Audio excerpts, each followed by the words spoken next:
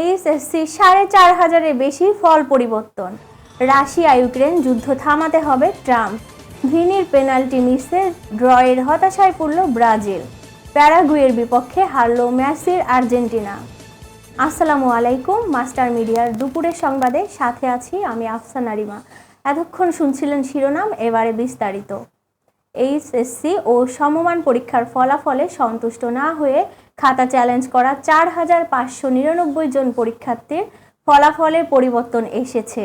এর মধ্যে নতুন করে জিপিএ 5 পেয়েছে ৬৮৬ জন শিক্ষার্থী। ফেল থেকে পাশ করেছে ১,০১১ জন শিক্ষার্থী, আর ফেল থেকে জিপিএ 5 পেয়েছে 1 শিক্ষার্থী।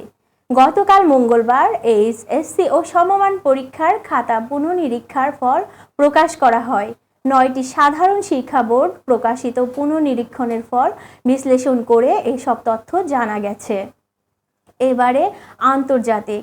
নবনির্বাচিত মার্কিন প্রেসিডেন্ট ডোনাল্ড ট্রাম্প বৃহস্পতিবার বলেছেন, আমার প্রশাসন রাশিয়া ইউক্রেন যুদ্ধ থামাতে দৃঢ়ভাবে কাজ করবে। আনাদোলু এজেন্সির এক প্রতিবেদনে এই তথ্য জানানো হয়েছে।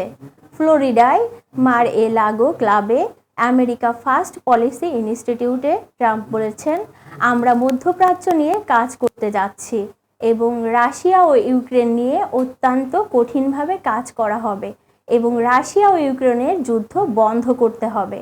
এবারে খেলার খবর, ফুটবল। ইনজুরি কাটিয়ে দলে ফেরাটা হলো না ভিনিসিয়াস জুনিয়রের। হতাশা সঙ্গী হলেন ব্রাজিলেরও। ব্যালন ডি'অরের মতোই যেন এবারের দলের জয়টাও খোয়ালেন অনাকাঙ্ক্ষিতভাবে।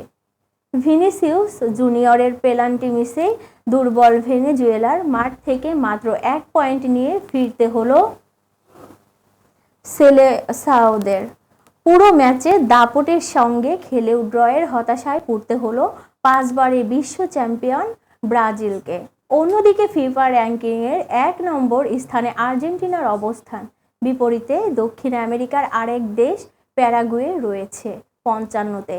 তারপরেও প্যারাগুয়ের বিপক্ষে শক্তিশালী একাদশ নিয়ে মাঠে নেমেছিল বিশ্ব চ্যাম্পিয়নরা।